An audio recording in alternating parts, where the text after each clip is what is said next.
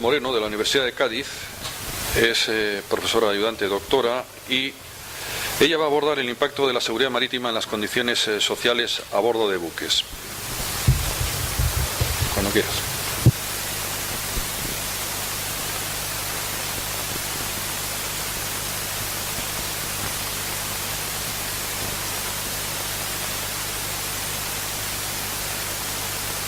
Sí, vale.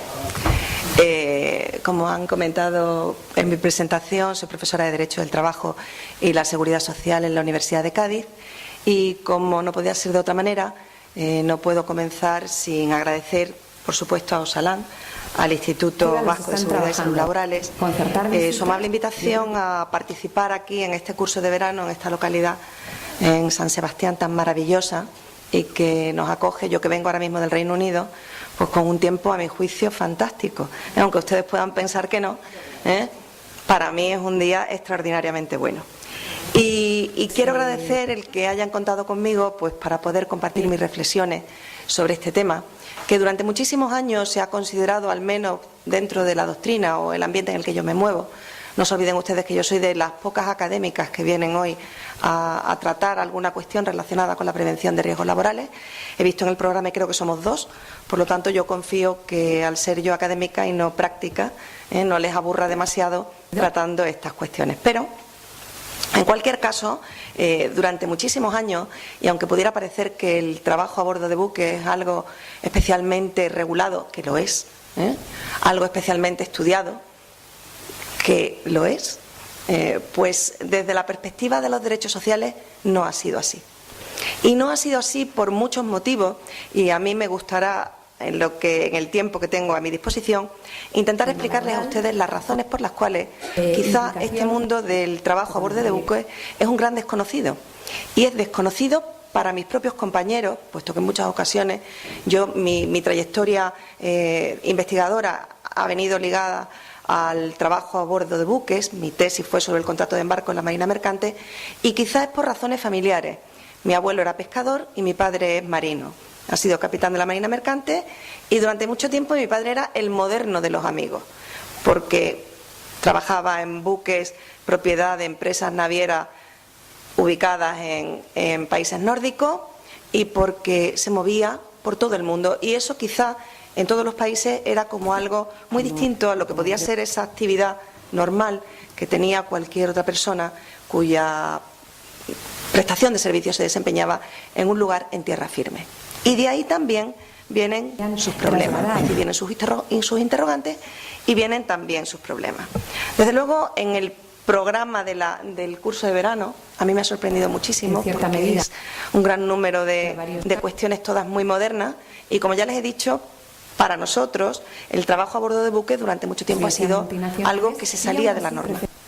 Por lo tanto, ahora parece que somos más usuales, y sin embargo verán ustedes que también está dotada esta actividad de un enorme dinamismo, de muchísima modernidad para los parámetros generales que se observan en lo que es la regulación de las relaciones laborales, como he dicho, en tierra firme.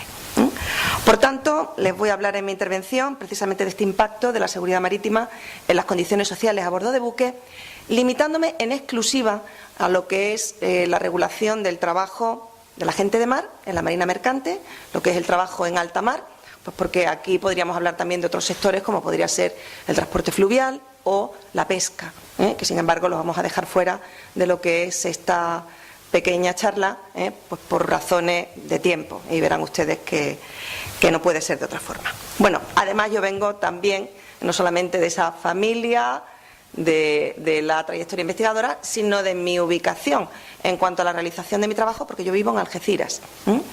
Y claro, eso es un señor puerto de mar. Es un señor puerto de mar, uno de los más importantes a nivel nacional, junto con Valencia, Bilbao y poco más, pero que movemos una gran cantidad de tráficos de contenedores, y por tanto hay mucho personal a bordo de buques que desembarca en el puerto de Algeciras y que desde luego manifiesta claramente sus situaciones en lo que respecta a sus condiciones sociales a bordo. ¿Vale?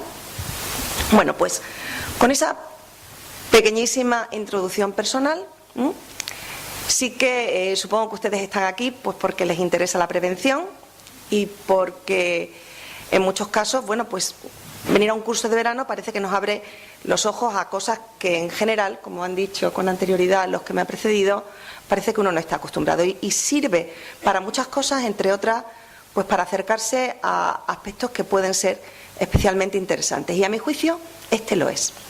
¿Por qué el transporte marítimo? ¿Cuál es la importancia del transporte marítimo?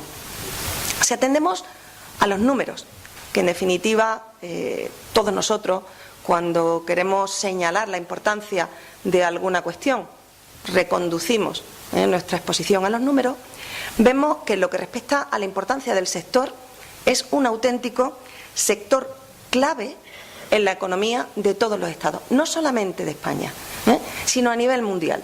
Si hablamos del impacto del transporte marítimo a nivel mundial, vemos que el 90% del comercio mundial recurre al transporte marítimo y fluvial. Hay una generación de más de 11 millones de puestos de trabajo dentro del sector, lo cual no son datos que puedan desdeñarse a una primera vista. Pero si atendemos al ámbito exclusivamente de la Unión Europea, vemos que un 75% del comercio europeo con otros países se realiza por mar. Un 75%. Y además, el 40% del transporte interno del europeo de mercancías también es por mar. Tanto por mar o fluvial. Pero desde luego es una pieza importantísima para poder consolidar la cadena de suministros. Y además es, como se pueden imaginar ustedes, la base de la economía de cualquier Estado. No podemos pensar en un Estado a día de hoy sin que cuente con el transporte marítimo. Supone además, dentro de Europa ahora mismo de los 28 y próximamente de los 27, un 4,8% del valor añadido bruto. Es decir, el impacto económico del transporte marítimo es indiscutible. 548.000 millones de euros es el valor que supone este valor añadido bruto del transporte marítimo y a nivel europeo, aunque los datos son un poco confusos, más o menos 200.000 empleos dependen del transporte marítimo. Y la pretensión de la Unión Europea es que eso vaya a más. Claro, consciente de esa importancia, es ese empuje o ese intento por parte de la Unión Europea por conseguir que ese transporte marítimo sea digno, y eso pasa claramente por el reconocimiento de esos derechos sociales.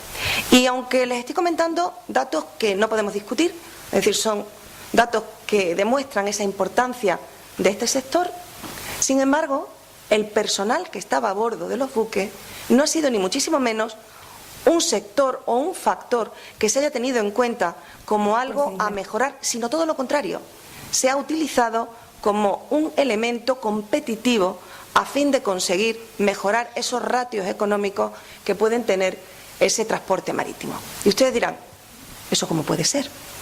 No, porque tenemos normas, nosotros pensamos en la normativa laboral y todo el mundo a nivel general habla de la regulación de la normativa laboral que impone determinadas condiciones de trabajo a todas las personas. De hecho, ahora, cuando se plantea la problemática de las plataformas, de las nuevas tecnologías aplicadas al trabajo, se habla de ese resquicio de la normativa laboral, que parece que permite que determinadas personas puedan realizar su trabajo sin tener en cuenta las estrictas normas laborales que deberían de aplicarse a toda actividad prestada por cuenta propia o por cuenta ajena.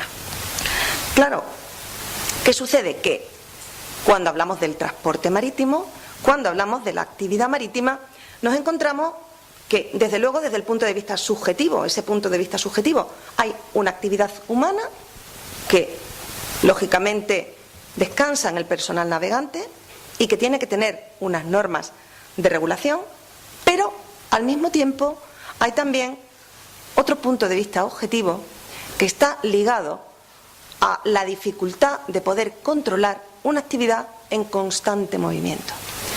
La actividad a bordo de buques, como ya puede uno imaginar, se desenvuelve a bordo de un bien mueble, lo que es el buque, que realiza su actividad productiva por el mar, sujeto o no a la competencia de determinados estados o pasando por un estado y luego a otro. Con lo cual hay numerosísimas relaciones jurídicas institucionales que recaen sobre esos buques. Y que además, curiosamente, para ciertas cuestiones sí que ha sido una actividad muy regulada. Pero la gente de mar, utilizando la terminología que usa la Organización Internacional del Trabajo, no ha sido precisamente el elemento cuidado por la normativa, sino que ha sido el elemento estratégico, el elemento base para mejorar la competitividad de las navieras, para mejorar la competitividad del transporte. Casi el 40% de los costes totales de un buque son los costes laborales. Por lo tanto, vean ustedes que dentro de ese impacto económico que tiene el transporte marítimo, lo que es los costes laborales son también una pieza de especial interés. Claro, a juicio de muchos autores, incluso a juicio de la propia OIT, de la Organización Internacional del Trabajo, que más adelante volveremos a ella para hablar de ese papel que ha desempeñado en la mejora de esas condiciones de trabajo, considera que esos marinos son la esclavitud silenciosa del siglo XXI. Porque parece que cuando pensamos en el marino, podemos pensar en la figura de la izquierda, y vemos esos marinos europeos, cuidados, con sus uniformes, perfectamente ordenados en lo que respecta a su actividad, pero la realidad es que la fuerza de trabajo está más cercana a ese otro marino, que también desempeña su actividad en las mismas condiciones, pero que quizá podemos tener que decir que sus condiciones de trabajo son inferiores. Pero nadie lo ve. ¿Por qué no se ve? Bueno, cuando hablamos de seguridad marítima, y yo volveré a la seguridad marítima, hablamos de dos términos. Y ustedes dirán, ¿cuáles son esos términos? Seguridad marítima. En español, desde luego, el término engloba las dos significaciones, que en otros idiomas, como por ejemplo en francés o en inglés, tiene dos acepciones bien diferenciadas. Por una parte, se habla del safety, que es lo que sería la seguridad marítima, la tradicional, es decir, lo que tiene que ver con posibles efectos de problemas que afectan al buque, pero que no son intencionados, es decir, suceden por distintas razones. Y por otra parte, hay otro ámbito que va tomando cada vez mayor importancia, que es el security, de la seguridad marítima, cada vez más entrelazada, precisamente para conformar esa seguridad marítima total. Y esos dos aspectos van a tener una importancia muy grande en esa dignificación de esos marinos que hemos visto antes. Vamos a explicar, antes de pasar a razonar por qué de ese impacto, qué es la seguridad marítima. Porque aunque para muchos es un término evidente, para otros no lo es. La seguridad marítima, como les he dicho, incluye esas dos acepciones. Dando una definición ya más académica, podemos decir que el safety, que es esa seguridad propia, intrínseca del buque, son aquellas reglas y procedimientos que se elaboran para garantizar la seguridad de la nave, previniéndola de los peligros naturales, como puede ser una tormenta, derivados del mar, así como los propios riesgos del buque que puede provocar durante la navegación. Bueno, pues porque se rompa o haya una fisura o haya un golpe inintencionado que pueda suceder dentro del buque. Y ahí también tiene una cierta cabida el error humano que antes se ha comentado.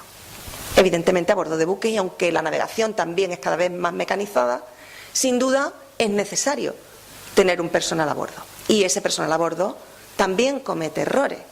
Y ya veremos que esos errores a veces están ocasionados por la falta de cumplimiento de normas laborales. Y por otra parte, el security es lo que protege de esas acciones voluntarias de un tercero que pretende afectar a esa navegación. Ambas dimensiones, como les he dicho, afectan al personal a bordo de buques y han conseguido que las normas internacionales también, que al principio atendían exclusivamente a esa seguridad de la navegación, pero ahora también consideren a ese factor humano como un elemento más necesario a tener en cuenta para garantizar esa seguridad de la navegación.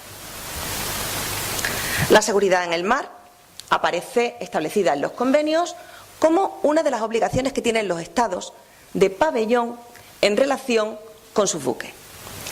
Y esa obligación, pues en la práctica, pues se hace a través de convenios internacionales.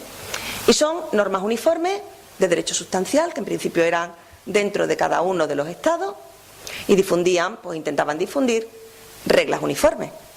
Y hasta ahí todo está bien. Ustedes piensen, yo soy un Estado, abandero un buque, eso significa que yo tengo esa competencia sobre ese buque, volveremos también al abanderamiento, y eso dará como resultado a que yo a mi buque le imponga las normas de aplicación en mi Estado. Y a veces también esas normas internacionales que yo he podido ratificar y que se aplicarán también en mi Estado. Claro, si pensamos, de nuevo volvamos a lo que es la actividad en tierra firme, si yo pongo una tienda aquí en el paseo marítimo y quiero saber cuáles son las normas laborales que se le aplican a ese personal que yo tengo en la tienda, a mí me da igual que yo me traiga a un personal que venga de China, de Asia, de Sudáfrica, de Sudamérica, del norte de Europa, sino que esas normas laborales que va a tener ese personal que está aquí y esa tienda, esas normas de seguridad, son las normas nacionales.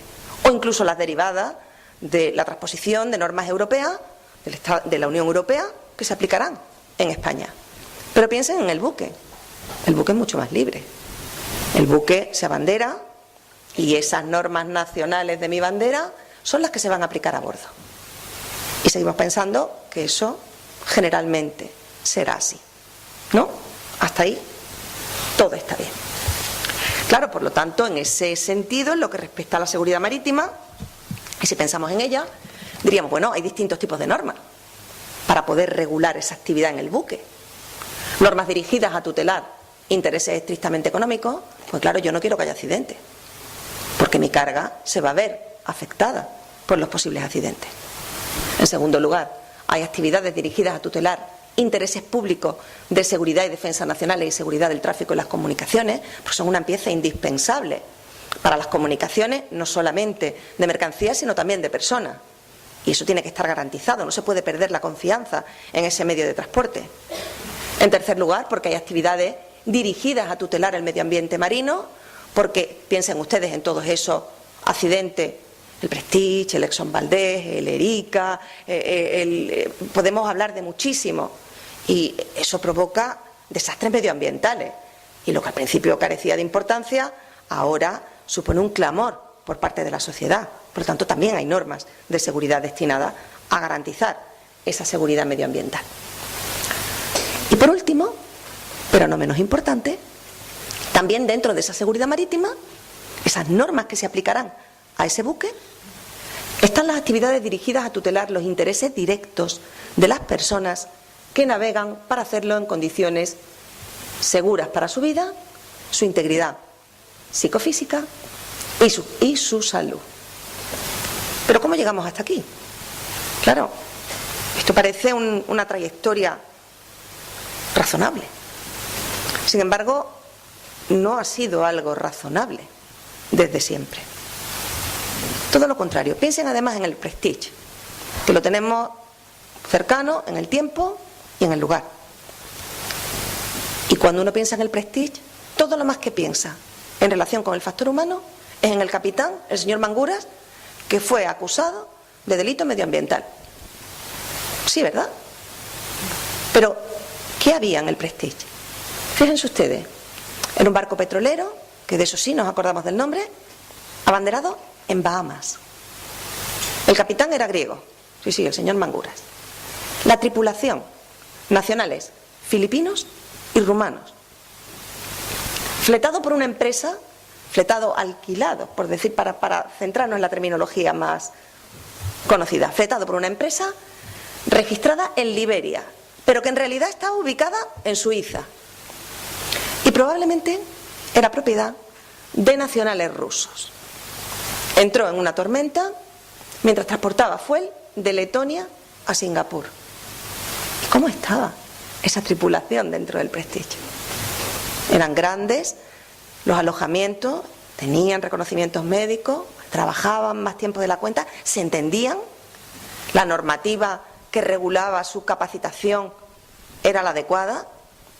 ¿Alguien ha pensado en eso? Posiblemente no. Desastre medioambiental, responsable un capitán. Y posiblemente no era responsable. Esos nacionales rusos indicaban cómo tenía que proceder al señor Manguras. Eso no es tan sencillo a día de hoy. Eso es una visión muy romántica de la navegación del siglo XIX, cuando uno se montaba en el barco y llegaba al puerto y dejaba las cartas para su familia. Pero eso a día de hoy está en permanente contacto. Por lo tanto, qué difícil tiene que ser responsabilizar a una persona que no hace nada más que lo que se le diga que haga. Vean ustedes que la seguridad marítima tiene un trasfondo. Un trasfondo que posiblemente no se ve. ¿Qué se vio? Eso. Nada más. El impacto medioambiental, que no es poco, la posible mala actuación de la administración española, que no es poco, y la responsabilidad de ese capitán. Y ahí se pensaba que esa era la seguridad marítima. La seguridad que protegía las costas del desastre medioambiental. Claro, ¿y eso por qué es así? Y ustedes dirán, bueno, realmente no parece lógico que esto se produzca de esta manera. Pero es que en realidad esto tiene una gran trayectoria. La seguridad a bordo de buques no ha sido un elemento a tener en cuenta. La actividad a bordo de buques era una actividad aventurera. Era alguien que se montaba porque escapaba de las normas nacionales que tenían en tierra firme, alguien que tenía un espíritu deseoso de conocer nuevos mundos, la aventura, y no se pensaba en la seguridad. Pero sin embargo siempre ha habido a lo largo de la historia normas relacionadas con la seguridad, si bien más orientadas a garantizar la seguridad de la carga o la seguridad de esa navegación. En efecto, seguridad marítima desde lo que es esa perspectiva tradicional. Ya en la antigüedad, pues cuando se montaban a bordo de buques, esos buques ni se sabía cuál era el tiempo que se iba a tener, ni se conocían las rutas, ni los propios buques tenían una gran seguridad, pero aún así había usos y costumbres que intentaban homogeneizar esa navegación. Se establecían fechas en las cuales se decía que no era seguro navegar y esas cambiaban en función de la localización geográfica, eran reglas de seguridad. Había reglas como la ley Rodia, en la cual se decía, pues si se pierde la carga por una mala praxis del capitán o bien porque hay una tormenta, habrá que repartir los costes de esa pérdida. Normas de seguridad. O también, y las primeras que aparecen con las normas de seguridad, son en el siglo XIII las normas relacionadas con el francobordo. Y eso era que no se permitía, por razones de seguridad, cargar más de la cuenta un buque. E incluso se establecían sociedades de clasificación, que aparecen en primer lugar ya en la Liga Hanseática en el norte de Europa, más o menos en esa fecha, en las que se hacían supervisiones destinadas a decir, esto está bien construido, esto está bien cargado. Un antecedente de lo que eran las sociedades de clasificación. Con eso que se pretendía garantizar el transporte, dotándola de unas ciertas reglas de seguridad, y garantizar que ese comercio se realizaba y que se obtenía el rendimiento esperado. Pero no se pensaba en el personal, como es lógico. También la época no contribuía a que eso pudiera tenerse en consideración. Pero desde luego no aparecía como un elemento, y sin embargo sí que esas reglas de calado, de estiba o de supervisión tendían a la homogeneización. Fíjense ustedes, se hablaba ya de internacionalización cuando no se pensaba en ella. En el siglo XIX se produce un punto de inflexión, porque con los avances técnicos ese transporte marítimo se incrementa de manera significativa y esos intercambios se producen cada vez con mayor frecuencia. Y por lo tanto aumentan los buques, aumentan los transportes y aumentan los riesgos, como es natural. Y hay más velocidad, más personal a bordo y no existen reglas para la seguridad, poco más allá de lo que eran esas sociedades embrionarias de clasificación, las que decían esto está bien construido, esto está seguro o no se puede cargar más de hasta un determinado lugar o si hay problemas vamos a repartir los riesgos. Todo lo contrario, cualquier otra regla se entendía que era algo que afectaba a la competencia y por lo tanto nadie quería esas reglas. Pero comienzan los accidentes y entonces comienzan también un cierto número de normas. Y será a mediados del siglo XIX como dentro de un marco oficial nacional aparecen normas sobre prevención que afectan al transporte marítimo. Dos razones. La primera, porque el transporte marítimo era el más importante y no se quería perder la confianza en el transporte. Se quería aplicar a los marinos, pero también a los pasajeros. Y en segundo lugar, porque cada lugar tenía sus reglas y eso provocaba que era necesario homogeneizarlas todas para que de alguna manera existiera unas disposiciones de derecho público uniformes destinadas a la seguridad de los buques y la navegación. Por lo tanto, vamos a pasar de lo nacional a lo internacional. Y también ahí se detecta que es necesario llegar a una uniformidad internacional. ¿Cuál era el objetivo? Pensamos en la seguridad de la navegación, pero también competitividad. Porque el objetivo era acabar con la anarquía que había pues, en esa libertad de la navegación contraria a la competencia, solo en ciertos aspectos. Evitar la inseguridad, pero porque el buque extranjero que llegaba a un puerto que no era de su bandera, se encontraba con el problema de que tenía que adaptar sus normas, a veces incluso que eran contradictorias a las que él traía de origen.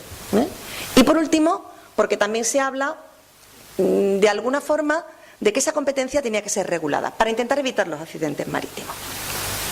Claro, en principio se piensa que es importante tener un acuerdo de Estado y se dice vamos a tomar un acuerdo de Estado general, pero luego se ve que eso no es operativo y que es mucho mejor tener un órgano marítimo permanente. Sin embargo, no se llega inicialmente a un acuerdo y se hacen normas internacionales generales que empiezan a ser suscritas por los Estados.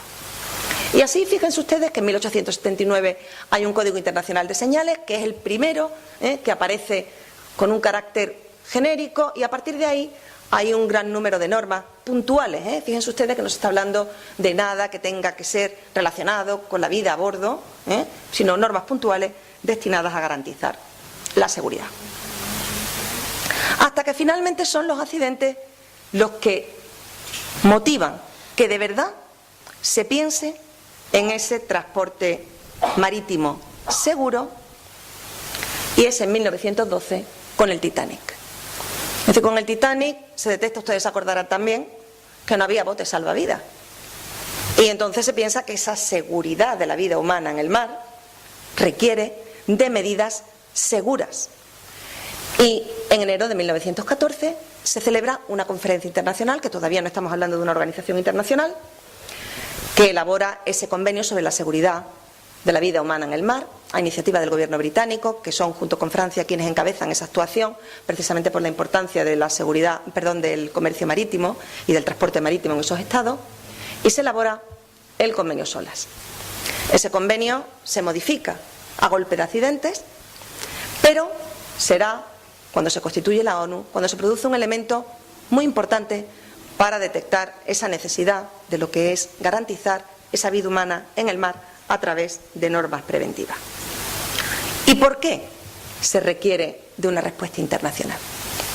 Yo les he avanzado lo que sucede con el abanderamiento.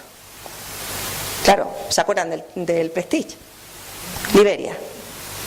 Y por lo tanto, ¿quién era el Estado del cual dependían esas normas que se aplicaban a bordo del Prestige? Del Estado de Liberia, de Panamá, de las Islas Marshall, de Gibraltar, de Canarias. Porque muchos estados, a la vista de que existían otros cuyas normas eran muy flexibles para poder abanderar un buque, responden con su segundo registro. Claro, cuando yo matriculo un buque, le doy mi bandera, impongo mis normas, las normas del Estado. ¿Y qué sucede? Que se aplican las normas fiscales, laborales, de seguridad marítima, del Estado de pabellón. Cuando se crean los pabellones de conveniencia, que es el nombre que se le da a estos estados, se detecta que hay estados que son más facilitos. Es que aquí se trabaja más barato. Y yo me traigo esos trabajadores a bordo de esos buques con bandera de conveniencia se regulan por esas normas y eso permite que yo sea más competitivo. ¿Se acuerdan del 40%? Claro, ese 40%, si es más barato, también mi respuesta al comercio es más competitiva. Y no solamente son estados que sean como Liberia, o las Islas Marshall, o Gibraltar, que tienen esos mecanismos, sino que yo, que soy un estado europeo, me desplazo allí porque además permiten esos estados que casi cualquiera que pasa por allí abandere un buque. Pese a que existen normas internacionales destinadas a regular cuáles son los requisitos que tienen que existir para que un buque tenga bandera de un estado, que a partir del UNCLOS 3, que es la Convención de las Naciones Unidas sobre el Derecho del Mar, el Convenio de Montego Bay, se exige de lo que se le llama una relación auténtica. Pero ese término, como todos los términos jurídicos indeterminados, pues también es flexible. Y por lo tanto, puede ser que yo, que soy un nacional europeo como el Prestige, me vaya allí y constituya o abandere un buque con sus normas, sencilla, y lo desplazo por toda Europa. Y claro, esos pabellones de conveniencia que son más baratos producen problemas. ¿Y cuáles han sido los problemas? Los problemas han sido que esos estados de normativa laboral flexible, que no supervisaban esas normas internacionales, bien porque o no las habían ratificado, las de seguridad, que ahora veremos, o porque sencillamente no tienen ni siquiera personal destinado a supervisar esas normas, porque algunos de los estados que tienen esas banderas de conveniencia no tienen ni costa. Entonces, fíjense ustedes hasta qué punto puede ser contradictorio con lo que estamos hablando de esa seguridad marítima internacional. Y por lo tanto ese problema internacional multinivel, porque la mayoría de la flota mundial está bajo pabellones de conveniencia, que exige respuestas internacionales. Y la respuesta ha venido de la mano de la seguridad marítima. Claro, seguridad marítima encabezada por esos dos órganos especializados de las Naciones Unidas, tanto la Organización Marítima Internacional como, y en no menor medida, la Organización Internacional del Trabajo. Y fíjense ustedes que me he atrevido a ponerla un poquito más grande. En cualquier caso, entre ellas existe una especialísima conexión que ha derivado en una influencia, ha sido un camino de ida y vuelta.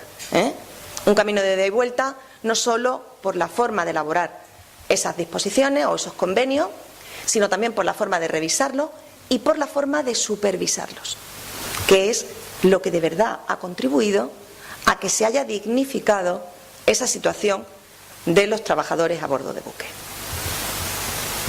La Organización Marítima Internacional, ustedes lo mismo la conocen o no, porque aquí hay muchas personas que supongo que se dedican a muchas cosas diferentes relacionadas con la prevención. Es una organización marítima que, fíjense ustedes que les he hablado que desde la antigüedad hay comercio marítimo, que les he hablado que desde el siglo XIX se intensifica profundamente el comercio marítimo, el transporte marítimo, pero la Organización Marítima Internacional no se constituye hasta 1948 y no entra en vigor hasta 1958. Y además, al principio no estaba relacionada directamente de esa forma que está ahora con la seguridad marítima, sino que era algo más bien para servir como una especie de control de la internacionalización del transporte marítimo. O sea, no estaba pensando en la seguridad, aunque hoy en día sí. Se constituye con otro nombre, Organización Consultiva Marítima Intergubernamental, para llamarse a Organización Marítima Internacional, que es un término mucho más integrador, en el año 1982. Fíjense ustedes que no hace tanto tiempo. Es una agencia especializada de las Naciones Unidas de implantación universal, que inicialmente, como les he dicho, no incluía esa seguridad marítima. En la actualidad es un órgano permanente internacional con competencia para aprobar legislación respecto de los asuntos de seguridad marítima. Y aprueba legislación, pero tiene dificultades para controlar la aplicación de esa legislación. Ojo con esto, porque la Organización Marítima Internacional ha desempeñado una labor extraordinaria, porque, bien es cierto, que a golpe de accidente, fíjense ustedes que eso no es exhaustivo, podríamos hablar de muchos más, pero todos esos accidentes marítimos, que la mayoría de ellos a ustedes les sonarán, han servido para modificar normas de seguridad marítima.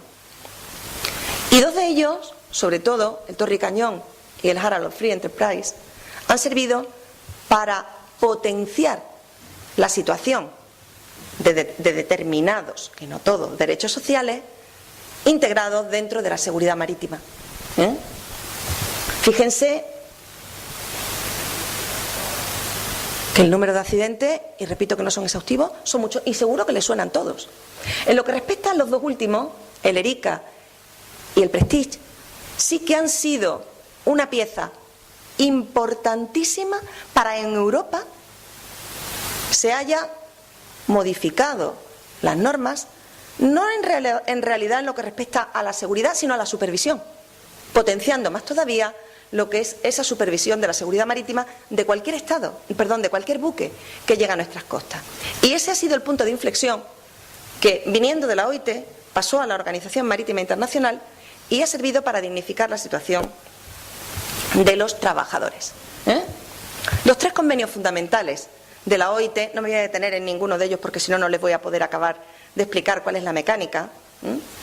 Los tres convenios fundamentales de la OIT, que a ustedes les van a sonar, que son, junto con el convenio de trabajo marítimo que es de la OIT, los cuatro pilares del comercio marítimo internacional son, por una parte, el convenio SOLAS, que si bien al principio aparece dentro de una conferencia internacional, posteriormente la OMI se hace cargo de él y ya es la Organización Marítima Internacional la que va a ir modificando el convenio para irlo adaptando a las necesidades propias de la navegación. El segundo convenio, que tiene mucha importancia en relación con el transporte marítimo, es el convenio MARPOL, que es el destinado a intentar prevenir la contaminación de los buques, sobre todo por hidrocarburos. Al principio nació como OLIPOL y luego se convirtió en el MARPOL. Y el convenio SCTW, que es el convenio de formación, titulación y guardia de la gente de mar, que ese, sobre todo, es el que tiene un especial interés para lo que es el personal a bordo.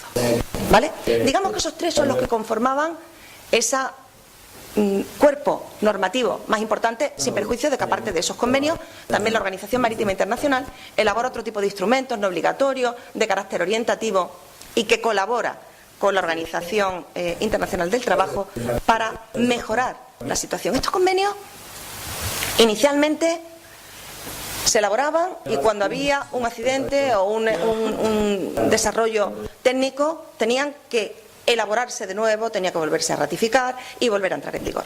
Hasta que se decide que es necesario cambiar ese sistema de enmiendas y se convierte en un convenio actualizable periódicamente, solamente con que un número determinado de países o de estados que tienen un porcentaje de lo que es el tonelaje bruto a nivel internacional lo ratificasen y no hubiese ninguna actuación en contra. Ese sistema, que fue muy novedoso porque permitió que eso pudiera actualizarse de una manera mucho más ágil, se tomó prestado por la OIT, que también inicialmente hablaba solamente de cuestiones derivadas con el trabajo marítimo y que tenía que hacer convenios nuevos cada vez que quería modificarlo. Entonces eso también permite una agilidad para un medio que requiere de dicha agilidad. ¿Vale? Y por lo tanto, fíjense ustedes que ya tenemos una organización, la OMI, que hace instrumentos internacionales que se pueden aplicar por todos los estados que quieren y lo ratifican o que forman parte de la misma, y que hasta ahí, que todo podría ser muy positivo, se detecta que ese buque que viene de Liberia bien dice que está cumpliendo esa norma, se sigue un sistema de certificados que acredita el cumplimiento de esas disposiciones, pero que en realidad no lo hace.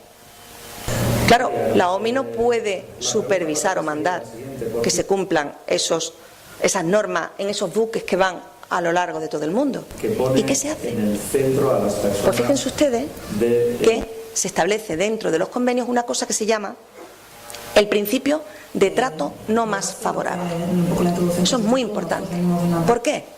Porque aunque yo no haya ratificado ese convenio, si yo llego a un puerto de un Estado que sí lo ha ratificado, ese Estado podría supervisar o inspeccionar el estado del buque para ver que de verdad cumple con las disposiciones del convenio internacional.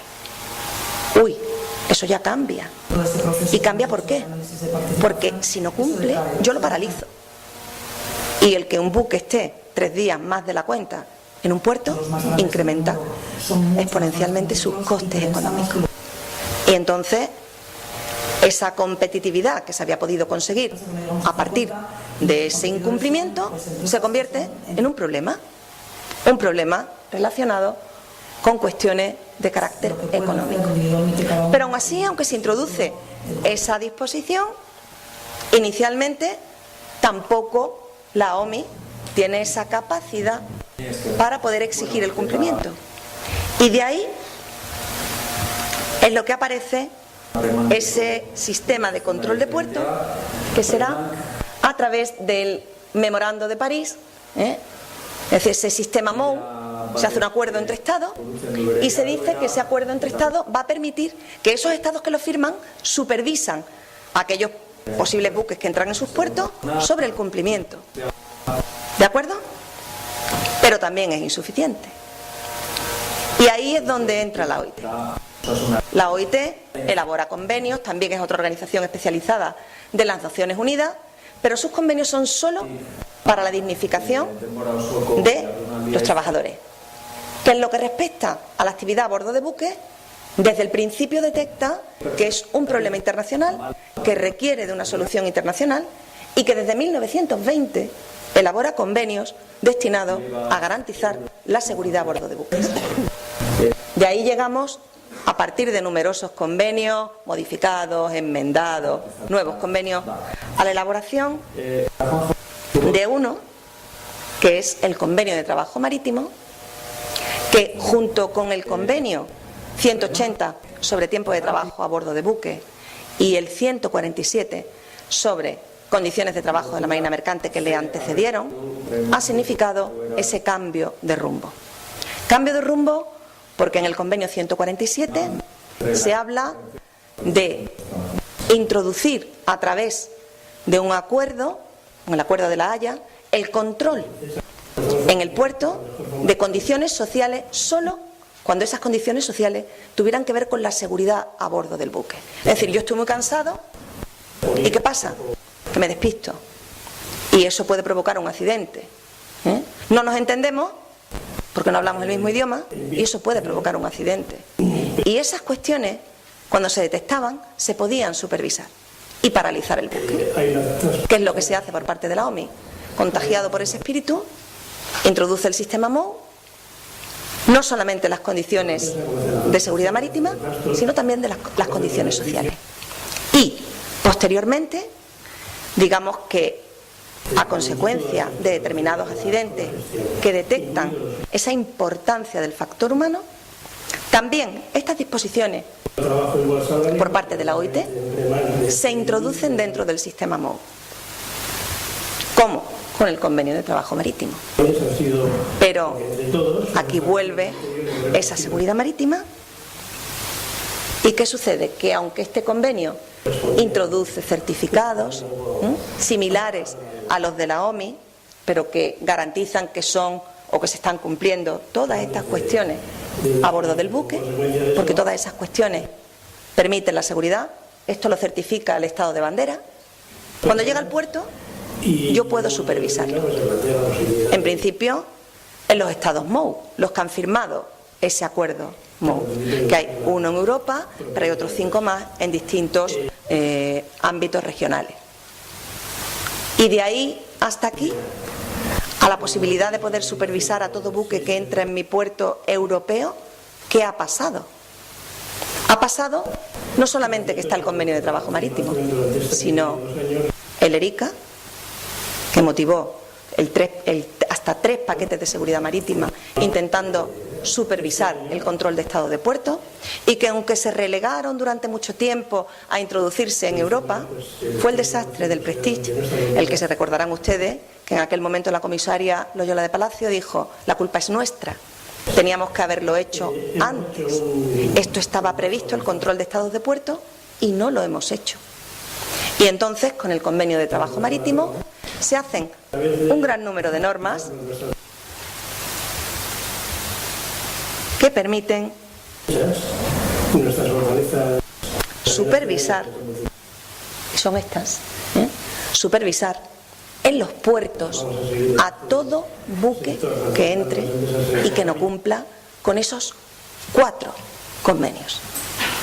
4 convenios que, en principio, ¿cómo se hace la supervisión? Por certificado. Mire usted, yo acredito que aquí se está cumpliendo el tiempo de trabajo. Vale. Enséñeme, por favor, el registro de cómo son sus guardias. Enséñeme que usted tiene los reconocimientos médicos al día.